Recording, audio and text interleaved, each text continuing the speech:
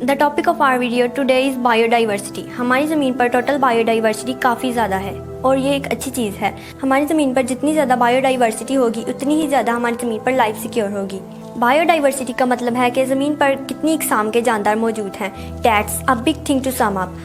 हज़ारों मुख्तलिफ हैबिटेट्स, करोड़ों मुख्तलिफ स्पीशीज़, अरबों जानदार और खरबों की तादाद में इनकी मुख्तलिफ खसूसियात। हमारा इकोसिस्टम जितना मजबूत नज़र आता है उतना ही ज़्यादा वल्नरेबल भी है। तो अब सवाल ये पैदा होता है कि आखिर कौन सी चीज़ एक इकोसिस्टम को मजबूत बना देती है और दूसरे इकोसिस्टम को कमज़ोर कर देती है। तो इसका जवाब एक ही है, टोटल बायोडाइवर्सिटी। जितनी बायोडाइवर्सिटी ज़्यादा होगी इतना ही हमारा इकोसिस्टम स्ट्रॉन्ग होगा। बायोडाइवर्सिटी के 3 बड़े फीचर्स हैं, ecosystem diversity, species diversity, genetic diversity. जितना ज़्यादा ये तीनों फीचर्स आपस में लिंक्ड होंगे उतने ही खतरात से निपटने की सलाहियत जानदारों में होगी। मिसाल के तौर पर हम अमेज़न फॉरेस्ट को ही ले लेते हैं। ये ज़मीन पर सबसे ज़्यादा डाइवर्स रीजन गिना जाता है, जिसकी वजह इसका कॉम्प्लेक्स इकोसिस्टम, लातादाद स्पीशीज़ का मौजूद होना और इन स्पीशीज़ के माबैन ज़्यादा जेनेटिक कॉम्बिनेशन का डेवलप होना है। अमेज़न फॉरेस्ट में टैंगल्ड लियाना वाइन्स की ही मिसाल लेते हैं, जो कि ज़मीन से दरख्तों की टॉप तक ग्रो करते करते पहुंच जाती है और इन टावरिंग ट्रीज़ को सहारा देती है। ये दरख्त हर्बीवर्स को खाने के लिए फ्रूट्स और लीव्स प्रोवाइड करते हैं, जिसकी वजह से इनके बीज पूरे जंगल में फैल जाते हैं। इस वजह से ये पूरे जंगल में उगते हैं। बचा कुचा स्टाफ इंसेक्ट्स का मील बन जाता है और जो इसके बाद भी बच जाता है वो डिकम्पोज हो जाता है और मिट्टी के लिए कुदरती खाद बन जाता है। ये पूरा रेन फॉरेस्ट इस तरह के लाखों छोटे छोटे सिस्टम से मिलकर बना है।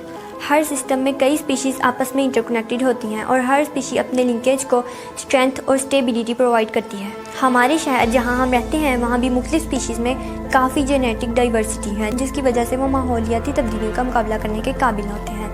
जब भी कोई स्पीशी अपने एक्सटिंक्शन की तरफ जाती है यानी नापैद होती है तो इसकी वजह इसका कमज़ोर जीन पूल होता है। क्या किसी एक सिस्टम के नापैद होने से पूरा सिस्टम कोलैप्स हो सकता है? एक अच्छे इकोसिस्टम मसलन अमेज़न रेन फॉरेस्ट को किसी एक स्पीशी के नापैद होने की वजह से कोई फ़र्क नहीं पड़ेगा, क्योंकि ये इसमें मौजूद बाकी तमाम स्पीशीज़ की जेनेटिक डाइवर्सिटी और इकोसिस्टम की कॉम्प्लेक्सिटी की वजह से बनने वाले गैप को जल्द ही रिकवर कर लेगा। लेकिन हर केस में ऐसा नहीं होगा। अगर इकोसिस्टम की कोई अहम स्पीशी नापैद हो जाए तो पूरा इकोसिस्टम कोलैप्स कर सकता है। मसलन कोरल रीफ ये समुद्रों में पाए जाते हैं। मछलियों की लाखों स्पीशीज़ और करोड़ों जानदारों का घर भी यही कोरल रीफ है।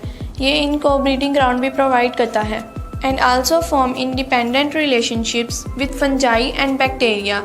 इन सब फैक्टर्स की वजह से कोरल रीफ इस इकोसिस्टम में एक कीस्टोन ऑर्गेनिज्म है। अगर ये नापैद हो जाए तो क्या बाकी जानदार जिंदा रह पाएंगे? इसी तरह दरख्त जो हमें साकित जामिद ज़मीन पर खड़े नज़र आते हैं, लेकिन ज़मीन के नीचे की कहानी हमें कुछ और ही बताती है। दरख्त ज़ेरे ज़मीन आपस में बातचीत कर रहे होते हैं, ट्रेड भी करते हैं और एक दूसरे को नुकसान भी पहुंचा सकते हैं। ये सब कुछ फंजाई की वजह से मुमकिन है, जो इनकी जड़ों के साथ उगती है। फंजाई दरख्तों को न्यूट्रिएंट देती है और बदले में इनसे शुगर लेती है। बोटेनिकल साइंटिस्ट ने दरियाफ्त किया है कि ये सब कुछ काफ़ी कम्प्लेक्स और इंटरकनेक्टेड होता है। फंजाई के इस नेटवर्क की वजह से ट्रीज़ आपस में रिसोर्सेज भी शेयर कर सकते हैं। इस सिस्टम को एक और नाम भी दिया गया है जो कि वुड वाइड वेब है। जो दरख्त बूढ़े हो जाते हैं इनको मदर ट्रीज़ भी समझा जाता है और इनका दूसरा नाम हब ट्रीज़ भी है।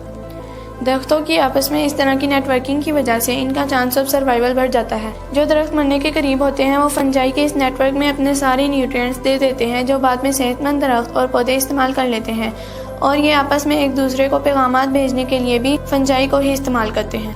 कोटेड इन गर्ज बायोडाइवर्सिटी ही एक ऐसा फिनोमिना है जो हज़ारों बल्कि लाखों हत्ता के करोड़ों तरह के जानदारों के लिए हमारी ज़मीन को घर बनाए हुए है। Coated out.